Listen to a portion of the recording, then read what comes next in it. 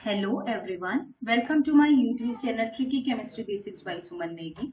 तो आज हम पढ़ने जा रहे हैं strategy to qualify Uttarakhand LT exam 2024। जैसा कि आपको पता है कि 14 मार्च 2024 को उत्तराखंड एलटी एग्जाम के लिए एक अपडेटेड सिलेबस आया था। तो तब से अगर हम देखें तो हमारे पास बहुत ही कम समय मिला है, और इतने कम समय में आज से अगर देखें तो लगभग 3 मंथ आपके पास अभी टाइम है एग्जाम क्वालिफाई करना। आप सभी जानते हैं कि वैकेंसी बड़ी मुश्किल से निकलती है 2 से 3 साल में। तो किसी भी बच्चे को अपना टाइम वेस्ट नहीं करना है, और इस बार बहुत सारी वैकेंसी निकली है अभी तक के, उसमें सबसे ज्यादा वैकेंसी इसी साल निकली है। तो आने वाले समय में जिस प्रकार जो वादन के हिसाब से शिक्षक रखे जा रहे हैं, उसके हिसाब से आपको इसी बार ये एग्जाम क्वालिफाई करना है। तो मैं आज बताने वाली हूँ ऐसे ऐसे टिप्स जिसकी हेल्प से आप एग्जाम को क्वालिफाई कर सकते हैं। सभी बच्चे पजल्ड हैं, उनकी रिक्वेस्ट पर ये वीडियो आई है। तो आपसे रिक्वेस्ट है कि वीडियो स्टार्ट करने से पहले कि आप प्लीज लाइक करें वीडियो को, कमेंट भी करें आपको वीडियो कैसी लगी, और साथ में आपसे रिक्वेस्ट है कि प्लीज वीडियो को शेयर कर दें ताकि सभी बच्चों को के पास ये वीडियो पहुंच सके। तो स्टार्ट करते हैं। आज सभी को पता है कि जो हमारा 100 मार्क्स का एलटी का एग्जाम है, चाहे वो साइंस फील्ड हो, ह्यूमैनिटीज हो या फिर कॉमर्स के बच्चे हों, सभी के लिए 100 मार्क्स का एग्जाम रहेगा, जिसमें से जीएस आनी है 10 मार्क्स की, जनरल अवेयरनेस है 10 मार्क्स का, टीचिंग एप्टीट्यूड है 30 मार्क्स का, और सब्जेक्ट रहेगा 50 मार्क्स का। ठीक है, इससे पहले 30-70 का रेशियो था। ठीक है, तो जीएस नई चीज ऐड हुई है, जनरल अवेयरनेस नई चीज ऐड हुआ है। ठीक है, तो अगर हम बात करें जीएस को कितना टाइम देना है, तो मैं आपसे यही कहूंगी सभी बच्चों के लिए कि आप लोग इस 10 मार्क्स के जीएस के लिए अपना टाइम वेस्ट ना करें। इस 10 मार्क्स के जीएस के लिए टाइम वेस्ट ना करें, क्योंकि जनरल साइंस की अगर बात करें, जनरल नॉलेज की बात करें, जो आपका आना है, जो जनरल नॉलेज दी हुआ है, जो सिलेबस दिया हुआ है, उसमें आप सभी जानते हैं कि 10 मार्क्स में से आपने अगर हार्डली आप 10 to 15 डेज भी पढ़ेंगे, या फिर 10-10 मिनट भी आप किसी टॉपिक को पढ़ेंगे, तो आपके इजीली 5 to 6 मार्क आप कर लेंगे। और जो बहुत अच्छी तैयारी करेगा उसके भी 8 to 9 मार्क्स ही आएंगे, इससे ज्यादा तो पॉसिबल नहीं है, क्योंकि क्वेश्चन कुछ भी आ सकता है। जीएस का बहुत ही वास्ट सिलेबस दिया हुआ है। ठीक है, बहुत वास्ट है, वो दिखने में छोटा लग रहा है बहुत वास्ट सिलेबस। तो आप इसमें अपना टाइम जाया ना करें, ये लास्ट में पढ़ें जब आपका सिलेबस और टीचिंग एप्टीट्यूड ये कवर हो जाए। नेक्स्ट हम बात करते हैं जनरल अवेयरनेस की। तो जनरल अवेयरनेस की अगर बात करें तो अधिकतर बच्चे जो बैंक एग्जाम है, इसके अलावा एसएससी है, ग्रुप सी है, इसके प्रिपरेशन कर रहे थे ऑलरेडी, तो उनका तो जनरल अवेयरनेस वैसे ही अच्छा होता है। ठीक है, और इसके अलावा जो हमारी ह्यूमैनिटी है, कॉमर्स है, साइंस है, आज तो स्कूल का पैटर्न ही ऐसा हो गया कि जनरल अवेयरनेस बच्चों की अच्छी होती है। तो इसमें भी अगर आप डेली अगर केवल 10 मिनट दें, 10 से 15 मिनट, 10 से 15 मिनट का समय इसमें दें, तो आप एक एक टॉपिक उठा लें, 10 से 15 मिनट का समय दें, और जो फ्री टाइम होता है बच्चों, उस समय क्या है, क्वेश्चन कर लें। जब भी फ्री टाइम में आपको कुछ भी पढ़ने का मन नहीं कर रहा, तो जनरल अवेयरनेस के क्वेश्चन करें, बहुत आसान होता है। ठीक है, आपकी तार्किक क्षमता के ठीक हो गया, क्योंकि ये 10-10 मार्क्स के ही हैं। ठीक है, इसमें से 10 वाले में इसमें तो आप सभी बच्चे अच्छा अचीव कर लेंगे, मुझे पता है सभी बच्चे, ऑलमोस्ट 99% बच्चे जनरल अवेयरनेस में अच्छा कर लेंगे। अब बात आई जीएस की, तो जीएस में भी मैंने आपको बताया है कि हार्डली आप लोग अगर 20 डेज भी पढ़ेंगे, 10 to 20 डेज भी पढ़ेंगे, तो आपके 5 to 6 मार्क्स आने ही आने हैं इसमें। ठीक है, और अगर पूरा सिलेबस भी रट देते हैं तब भी 8 to 9 मार्क्स ही आने हैं, ये भी मैं बता दे रही हूँ आपको। ठीक है, तो इन चीजों में बहुत ज्यादा टाइम वेस्ट न करें। तो इम्पोर्टेंट चीज क्या है, पढ़ना उसको है जिससे आपका स्कोरिंग है। स्कोरिंग क्या है, आपका फ्यूचर डिसाइड करेगा, आपका सिलेक्शन डिसाइड करेगा टीचिंग एप्टीट्यूड। टीचिंग एप्टीट्यूड सभी के लिए यही है, GS, general awareness, teaching aptitude है ना। टीचिंग एप्टीट्यूड 30 मार्क्स का है, ये डिसाइड करेगा आपका फ्यूचर कि आपका सिलेक्शन होगा या नहीं होगा, सभी के लिए। तो टीचिंग एप्टीट्यूड में जिसने इजीली 25 मार्क्स तक स्कोर कर लिए, मान लीजिए आप सिलेक्शन के करीब पहुंच जाएंगे, मतलब सिलेक्शन हुआ नहीं है लेकिन सिलेक्शन के करीब पहुंच जाएंगे, क्योंकि ये सभी को पढ़ना है बच्चों, सभी बच्चों को पढ़ना है। ठीक है, अब मैं टीचिंग एप्टीट्यूड को बहुत ही महत्वपूर्ण मान रही हूँ इस समय कि आपका सिलेक्शन डिसाइड करने वाला है, क्योंकि देखिए सिलेक्शन ऐसे भी डिसाइड करना है, सिलेबस बहुत ज्यादा है, इसमें से जिस बच्चे ने सटीक और सही चीज पढ़ लिया, ठीक है। तो उसका क्या है, 30 में से 25 मार्क्स आ जाने, उसका सिलेक्शन हो जाना है। और जिसने एक्स्ट्रा या गार्बेज, एक प्रकार से ये सोचो एक्स्ट्रा चीजें पढ़ ली, तो उसके लिए थोड़ा डिफिकल्ट हो सकता है, क्योंकि बच्चों देखो गार्बेज तो कुछ नहीं होता, पढ़ाई तो जो भी आप पढ़ेंगे वो सारी चीजें अच्छी होती है। बट ये है कि अब देखो टाइम कम है, सबसे बड़ी चीज है टाइम मैनेजमेंट। तो उस हिसाब से आपने पढ़ना है। आज मैं आपको बताऊंगी कि क्या टॉपिक्स आपने पढ़ने टीचिंग एप्टीट्यूड में, ठीक है। मैं जीएस और जनरल अवेयरनेस नहीं बता रही हूँ, क्योंकि मैं उसकी इंपोर्टेंस इस समय नहीं समझ रही हूँ, और मैं जानती हूँ इसलिए इंपोर्टेंस नहीं समझ रही हूँ क्योंकि मैं जानती हूँ जनरल से चीजें, कुछ चीजें आपको पता है, आप जानते हैं, तो इसको नहीं। मेन जो 30 मार्क्स का है, जो मेन स्कोरिंग है, जो सिलेक्शन डिसाइड करेगा, वो है टीचिंग एप्टीट्यूड। तो मैं इसमें आपको इंपोर्टेंट टॉपिक्स भी बता दूंगी किसमें आपने ज्यादा फोकस करना है, ठीक है। क्योंकि कुछ चीजें तो हमें, आपको पता है, आप सबका विवेक है, विवेक के हिसाब से आप सही आंसर देते हैं, ठीक है। क्योंकि आपने बीएड भी किया है, उसमें भी बहुत सारी चीजें पढ़ी हैं, सही गलत हर चीज, पॉजिटिव नेगेटिव सब आप जानते हैं। लास्ट आया बच्चों सब्जेक्ट, 50 मार्क्स। सब्जेक्ट भी खासकर मैं बताऊं, जो साइंस का बताऊं, इतना ज्यादा वास्ट सब्जेक्ट इन्होंने कर दिया है। केमिस्ट्री की बात बताऊं, अगर A4 साइज में छोटे छोटे टॉपिक्स को चिपका देना A4 पेज में, तो ये सोचिए उसके हिसाब से 80 चैप्टर्स, केमिस्ट्री के 80 चैप्टर्स हैं। कितने, BSc first year, second year, final year और एमएससी के हैं, तो 80 चैप्टर्स हैं। और अगर पेजेस वाइज गिने, छोटे छोटे, अगर A4 साइज में टॉपिक हम लिख दें, तो 10.5-11 पेज का सिलेबस दिया हुआ है। वैसे ही अगर हम बॉटनी जूलॉजी की बात करें, तो उसमें तो और भी ज्यादा है, बॉटनी में भी बहुत ज्यादा है और जूलॉजी में भी बहुत ज्यादा है। तो ऐसे ही समझिए 70 के करीब बॉटनी में है, वैसे ही 70 उसमें 80 to 90 है जूलॉजी में। तो इतना ज्यादा सिलेबस है, तो कहीं ना कहीं यहाँ पर भी बच्चे मिस्टेक करेंगे, सब्जेक्ट में और टीचिंग एप्टीट्यूड में बच्चे मिस्टेक करने वाले हैं पढ़ाई के लिए, ठीक है। बच्चे टाइम दे रहे हैं इनको, मैंने देखा बच्चों को, बच्चे टाइम दे रहे हैं जीएस में, ठीक है, जिसमें मुझे नहीं लगता कि इसमें ज्यादा समय देना है। जो जिससे आपका सिलेक्शन डिसाइड होगा वो ये दो चीज है, टीचिंग एप्टीट्यूड और सब्जेक्ट। इसमें आपने टाइम देना है अपना सब्जेक्ट में, ठीक है। और सब्जेक्ट में भी जो इंपोर्टेंट चीज है, बहुत ज्यादा थ्योरेटिकल, बहुत ज्यादा वो नहीं, टू द पॉइंट चीजें जिसमें है। टू द पॉइंट का मतलब होता है कि ऐसा नहीं है, देखो बायोलॉजी में कोई चीज टू द पॉइंट नहीं होती, उसके बारे में पढ़ना पड़ता है डीपली, तब आपको वो समझ में आता है, क्योंकि क्वेश्चन तो कुछ भी पूछा जा सकता है। तो ये तो था, मैं आपसे ये कह रही हूँ टीचिंग एप्टीट्यूड और सब्जेक्ट पे आपने ज्यादा फोकस करना है, ठीक है। इसी से आपका सिलेक्शन डिसाइड होगा, और इसी में आप गलती भी करेंगे, इसी की वजह से सिलेक्शन रुकेगा भी, और इसी की वजह से सिलेक्शन आपका होगा भी। तो अब मैं थोड़ा सा सिलेबस आपको टीचिंग एप्टीट्यूड का बता देती हूँ। बहुत सारे बच्चों ने कहा था कि क्या पढ़ें क्या ना पढ़े, तो मैंने इसको प्रॉपर हिंदी और इंग्लिश में बता दिया है। तो देखिए, ये तो आपका जीएस का था, मैंने पहले भी आपको बताया हुआ था, ये वीडियोस मैंने इस तरीके से आपको हिंदी इंग्लिश दोनों में बता दिया था कि क्या क्या है। बहुत लिमिटेड चीजें हैं बच्चों, देख लीजिए। जनरल अवेयरनेस में बहुत लिमिटेड चीजें हैं, जीएस में काफी चीजें हैं, जनरल नॉलेज वाली काफी चीजें हैं, बहुत ही ज्यादा दे रखा है, लेकिन आप कभी ऐसे 10-10 मिनट दे सकते हैं इसको। अब बात करते हैं टीचिंग एप्टीट्यूड की, जो मुझे लगता है बहुत ही इंपॉर्टेंट है सभी बच्चों के लिए, ठीक है। अब बच्चों ने केमिस्ट्री, बॉटनी, जूलॉजी के लिए भी कहा है, उसकी भी मैं वीडियो बना दूंगी, लेकिन अलग से बनाऊंगी, ये वीडियो सभी के लिए है। तो अब हम बात करते हैं एजुकेशन यूनिट फर्स्ट में हमको क्या क्या पढ़ना है बच्चों। यूनिट फर्स्ट में हमें जो हमारा प्रकृतिवाद है, प्रेगमेटिज्म है, ठीक है, आइडियलिज्म, आदर्शवाद है, यथार्थवाद है, और ठीक है, इसके अलावा ये चार जो हमारे अलग अलग वो हैं, ठीक है, फिलोसफी है एजुकेशन की, ये पढ़ना है। इसमें कौन कौन इसके समर्थक थे, ये बहुत आता है। प्रतिपादक कौन था, बुक्स कौन कौन सी इसमें लिखी गई थी, कोई अगर किसी ने कोई स्कूल खोला था या कोई आश्रम के बारे में बताया था, ठीक है, वो लिखना है। तो इसमें नेचुरलिज्म, प्रेगमेटिज्म, आइडियलिज्म, रियलिज्म में स्कूल के बारे में क्या संकल्पना दी गई थी, अनुशासन कैसा था, ठीक है, डिसिप्लिन कैसा था, स्कूल की कैसी अवधारणा ये बताते हैं, और कौन कौन इसके समर्थक थे, ठीक है।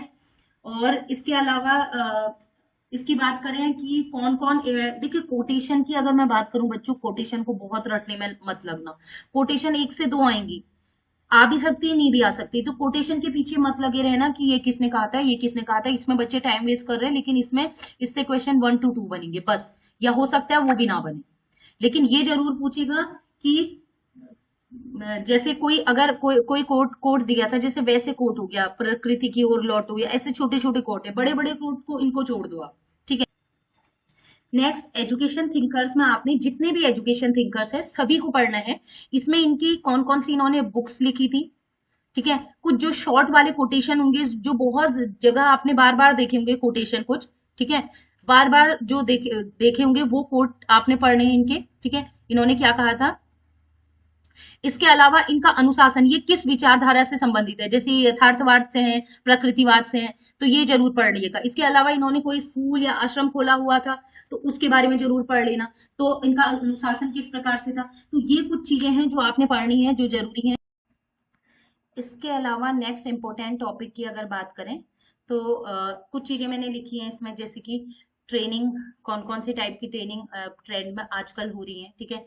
और इंडोक्ट्राइन है, क्या क्या इंडोक्ट्राइन है, उपदेश कौन कौन से दिए गए थे। इसके अलावा ये बहुत इंपॉर्टेंट है बच्चों, एजेंसी ऑफ एजुकेशन, इसके क्वेश्चन आते ही हैं, फॉर्मल, इनफॉर्मल और नॉन फॉर्मल, ठीक है, सुना होगा आपने, औपचारिक, अनौपचारिक और निरौपचारिक, इससे क्वेश्चन बनते हैं, इंपॉर्टेंट है। एजुकेशन का स्रोत क्या है, इसके अलावा एक्यूकल्चराइजेशन, ठीक है, एक कल्चराइजेशन और मल्टीलिंगुअलिज्म, ठीक है, बहुत भाषावाद, ये भी। इसके अलावा प्रियम्बल ऑफ इंडियन कॉन्स्टिट्यूशन, ये इंपॉर्टेंट है।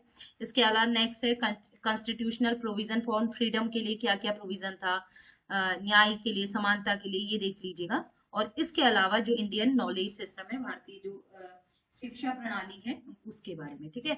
ये कुछ इंपॉर्टेंट चीजें थी पहले चैप्टर में। यूनिट 2 की अगर बात करें तो यूनिट 2 में बाल विकास में जो पर्सनैलिटी है, कितने टाइप की पर्सनैलिटी है, थ्योरीज क्या क्या है, सिद्धांत क्या है, ठीक है, इंपॉर्टेंट है। इसके अलावा इंटेलिजेंस क्या है, कॉन्सेप्ट है, इसके एक दो जो कोटेशन है बच्चों, एक दो जो फेमस है वो आप देख लीजिएगा, ठीक है, थर्स्टन है, ठीक है, गिलबर्ट है, इनकी वाली।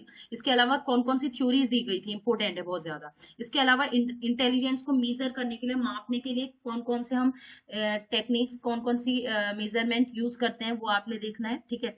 इसके अलावा एप्टीट्यूड और एटीट्यूड में डिफरेंस, ये दोनों देखने हैं आपने। और इसके बाद आता है लर्निंग थ्योरीज, जो कि बहुत ही इंपॉर्टेंट है, पेवलोव, पिजेट, स्किनर और थॉर्नडाइक का सिद्धांत, ठीक है, और क्यों यूज किया जाता है। नेक्स्ट है मोटिवेशन की टाइप और उसके इम्प्लीकेशन, ठीक है, शैक्षिक निहितार्थ जो है, एजुकेशनल इम्प्लीकेशन वो आपने ध्यान रखना है। मेंटल हाइजीन, ठीक है, बेसिक चीज देख लेना कि मेंटल हाइजीन क्या है, हेल्थ एंड हाइजीन क्या है, ये देख लीजिएगा। इसमें इंपॉर्टेंट नेक्स्ट है योगा फिट इंडिया मूवमेंट, ठीक है, कब से शुरुआत हुई थी, क्या था इसमें कॉन्सेप्ट, ठीक है, ये जरूर पढ़ लीजिएगा। गाइडेंस एंड काउंसलिंग में डिफरेंस, बच्चों एक क्वेश्चन डिफरेंस का बनता ही है, मैंने बहुत सारे एग्जाम में देखा है। और हम कितनी बार गाइडेंस और काउंसलिंग में क्या होता है, अंतर ही नहीं करते, मार्गदर्शन और परामर्शन में हमें क्या होता है, अंतर ही नहीं लगता है, लेकिन होता है, तो इस पर बेस्ड क्वेश्चन आते हैं। अब क्वालिफिकेशन गुड काउंसलर, इसकी जरूरत नहीं है, लेकिन इसका जो डिफरेंस है, इन दोनों में डिफरेंस है, गाइडेंस और काउंसलिंग में, यही सब कुछ अगर आपको समझ में आ गया तो आप कर सकते हैं कोई भी क्वेश्चन, ठीक है। अब quality good counsellor, good teacher की तो आपको पता ही है, मुझे नहीं लगता इसमें ज्यादा समय देना चाहिए। आपने मेन चीज पढ़नी है, गाइडेंस और काउंसलिंग में क्या डिफरेंस है। नेक्स्ट है बच्चों एजुकेशनल मेजरमेंट, कौन कौन से टेस्ट हम यूज करते हैं, स्टैंडर्डाइज्ड टेस्ट जो टीचर द्वारा बनवाए जाते हैं। इसके अलावा सीसीई, ठीक है, तो टेस्ट जो एजुकेशनल मेजरमेंट के जो माप के टेस्ट होते हैं अलग अलग टाइप के, ये जरूर पढ़ लीजिएगा, ठीक है। नेक्स्ट है यूनिट थर्ड, यूनिट थर्ड में आते हैं हम हार्डवेयर सॉफ्टवेयर, बच्चों ये तो यूनिट थर्ड काफी इंपॉर्टेंट है। इसमें सारी चीजें इसमें बहुत यूनिक दी हुई है, जैसे वो पूछ सकता है हार्डवेयर सॉफ्टवेयर क्या है, शिक्षा में तकनीक, शिक्षा की तकनीक क्या है, ठीक है, कितनी फेज होती है टीचिंग की, कितने लेवल्स होते हैं, आप 5-6 नहीं लिख सकते ना, अपने मन से नहीं लिख सकते, ये टू द पॉइंट चीजें हैं, ठीक है। पहला स्टेप क्या होता है, सेकेंड स्टेप क्या होता है, ठीक है। मॉडल्स कौन कौन से हैं टीचिंग के, ठीक है, कॉम्प्लिकेटेड है बट होते हैं मॉडल्स ऑफ टीचिंग, तो इससे भी क्वेश्चन पूछा जा सकता है। इसके अलावा जैसे OHP है, OHP किस काम में आता है, मतलब क्या यूज में आता है, ये ज्यादा पूछे जाते हैं इसमें, ठीक है। इसके अलावा CAI कंप्यूटर असिस्टेड लर्निंग है, जैसे ईमेल, इंटरनेट, वेबसाइट, इनके क्वेश्चन भी जरूर रहते हैं बच्चों एग्जाम में। ईमेल का फुल फॉर्म क्या है, या इंटरनेट में HTTP कैसे लिखते हैं उसको, HTTP dot dot slash slash करके, है ना, ये भी बहुत सारे एग्जामों में पूछा गया है, ठीक है, तो ये आप कर सकते हैं। इसके अलावा SSSST, ये क्या चीज है। इसके अलावा टीम टीचिंग क्या है, फ्लेंडर्स का जो क्लासरूम इंटरेक्शन एनालिसिस, इसके बारे में क्या कहा गया था, ये इंपॉर्टेंट है। इसके अलावा जैसे PPT है, ठीक है, एजुकेशन में इसका क्या यूज है, मूक्स, ई कंटेंट, ई असाइनमेंट, ठीक है, ई रिकॉर्डेड, ओपन एजुकेशन सोर्सेज जो रहते हैं, वेब टूल, आईसीटी तो अपने में ही बहुत ही इंपॉर्टेंट टॉपिक है बच्चों, आईसीटी बहुत ही इंपॉर्टेंट टॉपिक है, आजकल ये चल भी रहा है। TLM के बारे में पूछ सकते हैं, ठीक है, एडुसेट क्या है, ज्ञान दर्शन क्या है, प्रज्ञाता क्या है, दीक्षा क्या है, जो अभी ये ट्रेंडिंग में है ना, अभी जो चल रही है एजुकेशन सिस्टम में आजकल चलता है ये, ठीक है, जब आप टीचर बन जाएंगे आपको ट्रेनिंग लेंगे इनकी, तो ये जो अभी चल रही है इनके क्वेश्चन जरूर रहेंगे बच्चों, बजाय पुराने जो पहले से चला आ रहा है उसकी बजाय अभी वाले चलेंगे। यूनिट 4 की बात करते हैं, इसमें मेनली जो है स्पेशल एजुकेशन जो कहते हैं दिव्यांग बच्चों CWSN उन बच्चों के बारे में बात की गई है।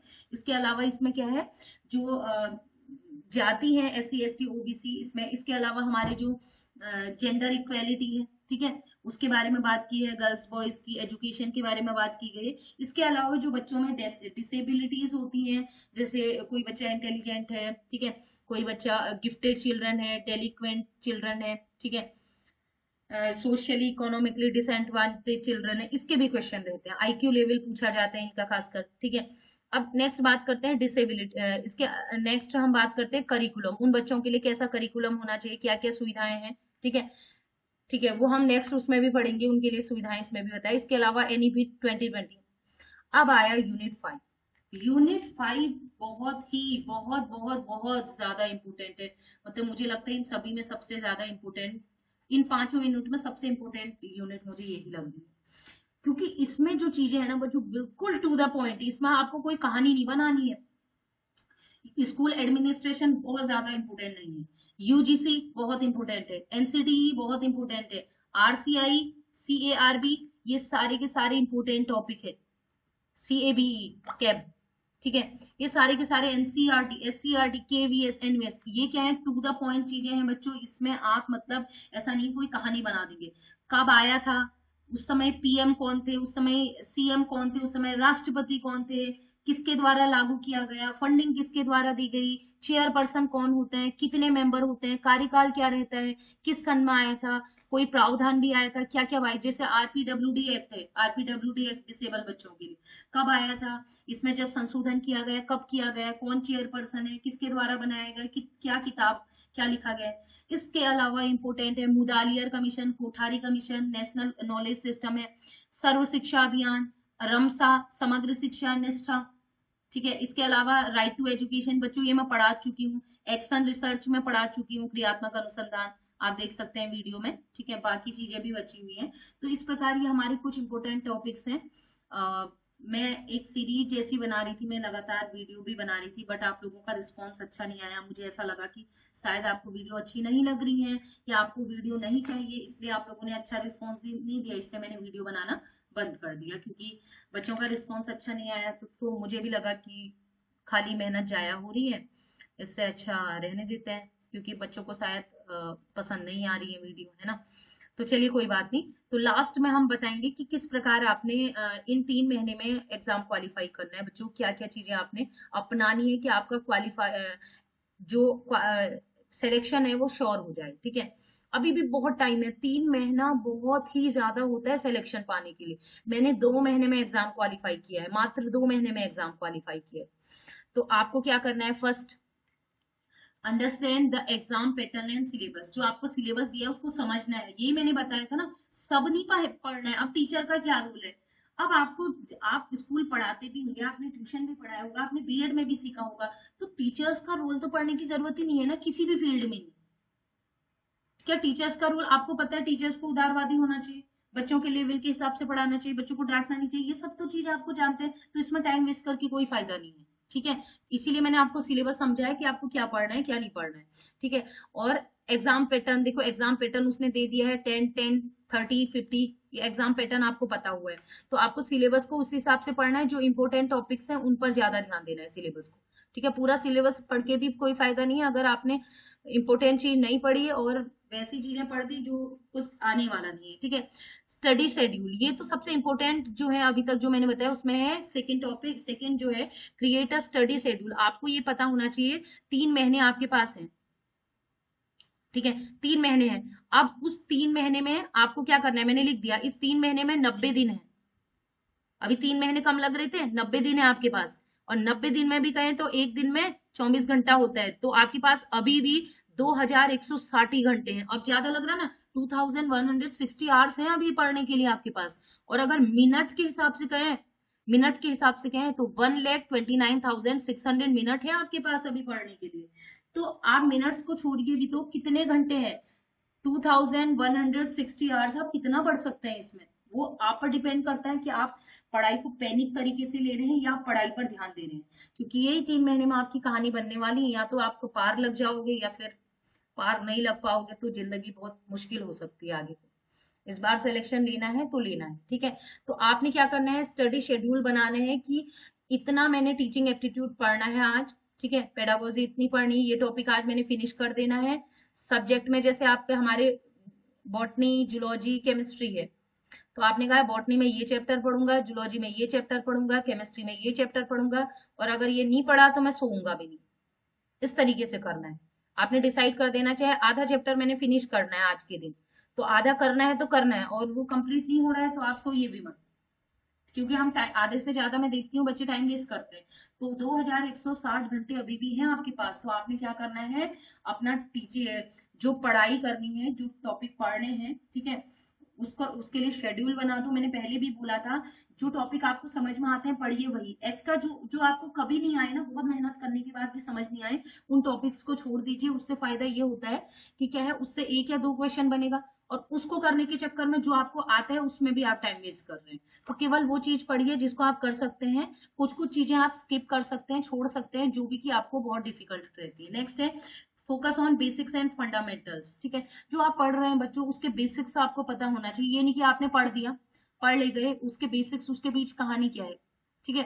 बेसिक्स कहानी क्या है का मतलब हुआ कि फंडामेंटल्स आपने पढ़े ही नहीं, आपने पढ़ दिया कि यूजीसी में क्या होता है, कार्यवाही पढ़ लिया, अब उसकी बात आई कब स्थापना हुई थी, चेयरपर्सन कौन था, जो बेसिक्स है उसके, वो आपने देखा ही नहीं, ठीक है।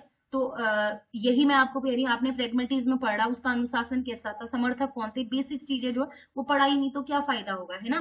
तो बेसिक्स उसके पढ़ने हैं। इसके अलावा स्टडी मटेरियल जो आप बनाएंगे वो क्वालिटी वाला होना चाहिए, कि टाइम कम वेस्ट करे, ठीक है। आपका टाइम ऐसा, जो आप पढ़ रहे हैं, जो भी चीज आप पढ़ रहे हैं, अगर आप उसको पढ़ने के बाद अगर 40, 50, 60 क्वेश्चन सॉल्व कर ले रहे हैं, तो इसका मतलब जो आपने पढ़ा है वो इफेक्टिव पढ़ा है, वो नुकसानदेह नहीं, वो बढ़िया था।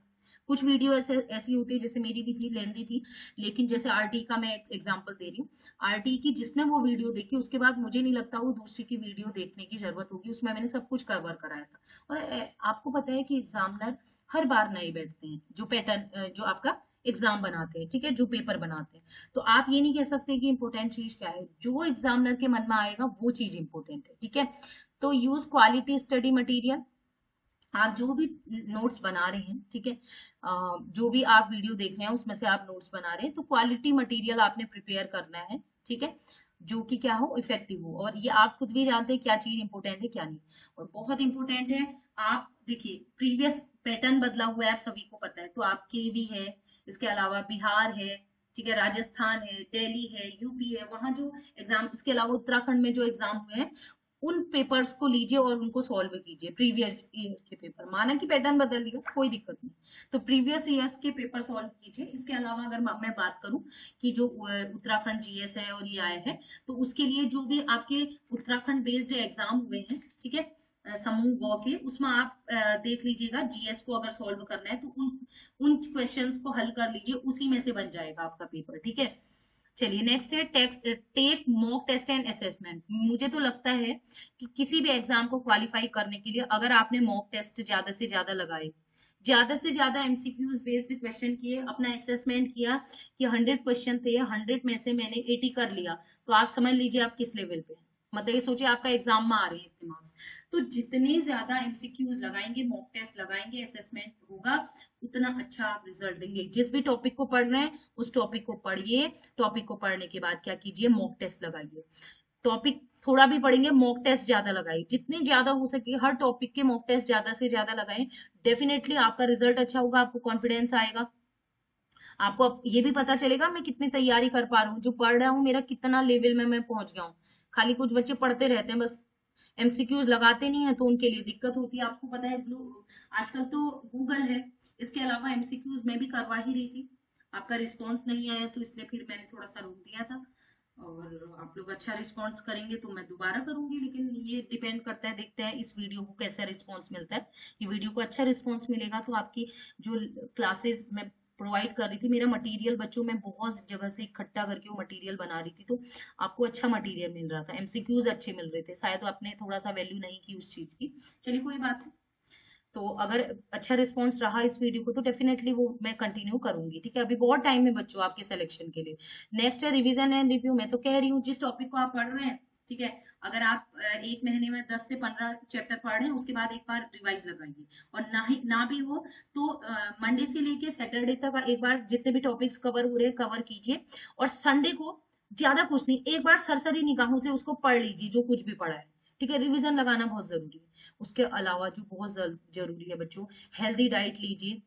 स्ट्रेस नहीं होना चाहिए, अच्छी नींद नींद लेना भी जरूरी है। ऐसा नहीं कि मैं ये कह रही हूँ कि रात भर उठे रहो, रात भर मत नहीं उठना है। ठीक है, ठीक है। और उसके अलावा क्या करें, कभी कभी जब जरूरत हो तो गाना भी सुन लें थोड़ा खुश रहने के लिए। पॉजिटिव ऐसा गाना जो कि आपको पॉजिटिव सोच की ओर ले जाए कि मेरा सिलेक्शन होना है। थोड़ा बहुत वॉक भी कर ले।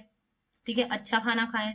इस समय बहुत जरूरी है, गर्मी का मौसम है, आपने रिजल्ट भी अच्छा लाना है, सिलेक्शन लेना है, तो अपने हेल्थ को फिट करना है, मतलब हेल्थ सही बनानी है। और टाइम मैनेजमेंट बहुत जरूरी है। आप अपना टाइम टेबल डिसाइड करें, टाइम टेबल बना लें। सभी बच्चे टाइम टेबल से चलेंगे तो डेफिनेटली आप लोगों का अच्छा रिजल्ट होगा। हमेशा अपडेटेड रहें, कोई नई चीज आ रही है तो उसको कर लें। और कॉन्फिडेंस होना बहुत जरूरी है बच्चों कि मेरा सिलेक्शन होगा, डेफिनेटली मेरा सिलेक्शन होगा। जो बच्चा ये कहेगा उसका सिलेक्शन होगा। जो पहले ही कह देगा पढ़ने के बाद भी मुझे ऐसा लग रहा मेरा नहीं हो सकता, बहुत सारे बच्चों का मैसेज आएगा, वो बोलते हैं दीदी मुझे लग रहा मेरा नहीं होगा। जब आपको खुद नहीं लग रहा है कि मेरा सिलेक्शन होगा तो मुझे कैसे लगेगा सिलेक्शन होगा आपका।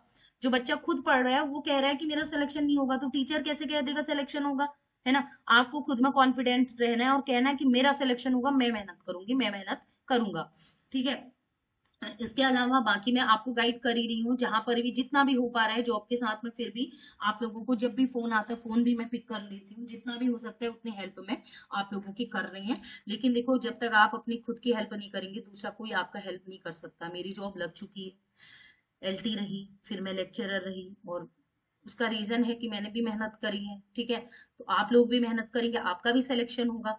लेकिन बस यही है कि आप मेहनत से पढ़ें। आप ये ना देखें दूसरा कितना पढ़ रहा है। बच्चे क्या करते हैं, दूसरा पढ़ रहा है अब मैं क्या करूं, उससे टेंशन में आ जाते हैं। उससे नहीं, जरूरी नहीं कि उसका सिलेक्शन हो जाए। बहुत सारे एग्जाम्पल ऐसे मैं दूंगी आपको, खुद मतलब रियलाइज होगा कि ऐसा जरूरी नहीं कि बहुत सारा पढ़ा हो उसी बच्चे का, या बहुत टॉपर हो उसी बच्चे का सिलेक्शन होता है। जो बच्चा मेहनत करता है उसका सिलेक्शन होता है। तो इस प्रकार बच्चों मैंने ये ऑलमोस्ट आपको सारी चीजें बता दी। टीचिंग एप्टीट्यूड से रिलेटेड बच्चों के क्वेश्चन थे तो मैंने वो क्वेरी भी सॉल्व कर दी है। और प्लीज बच्चों, ये हमारा हो गया है। जो हमारे साइंस वाले बच्चे हैं उनका भी आया था कि इंपॉर्टेंट टॉपिक पे वीडियो बना दूं, तो मैं प्रयास करूंगी इस पे भी मैं वीडियो बना दूं। बस जो टीचिंग एप्टीट्यूड है उसको मैं कंटिन्यू करूंगी, डेफिनेटली कंटिन्यू करूंगी। एमसीक्यू सीरीज जो 40 क्वेश्चन की सीरीज चल रही थी वो भी बहुत सारे मैंने वीडियो अपलोड कर भी दिए हैं, तो वो तभी मैं कंटिन्यू कर पाऊंगी अगर इस वीडियो को अच्छा रिस्पांस मिलेगा। और अभी सभी बच्चे क्या करेंगे, वीडियो को शेयर करेंगे। शेयर करेंगे, आप लोग शेयर नहीं करते इसीलिए रिस्पांस अच्छा नहीं आता। आप सोचते हैं बस मैं ही पढ़ूं दूसरा बच्चा ना पढ़े। तो बच्चों शेयरिंग आप करेंगे तो कहते हैं ना, भगवान भी आपका सिलेक्शन करेगा अगर आपका मन अच्छा होगा तो। ठीक है, मतलब देखिए टेस्ट देने के लिए जब बैठोगे तब पता चलेगा कि कितने मार्क्स आ रहे हैं। ठीक है, तो खुद ही कंडीशन क्या हो जाएंगी, फेवरेबल हो जाएंगी अगर आपकी थिंकिंग अच्छी होगी, पॉजिटिव चीजें दिमाग में होगी। तो ठीक है बच्चों, आज के लिए इतना ही। Keep watching and bye bye.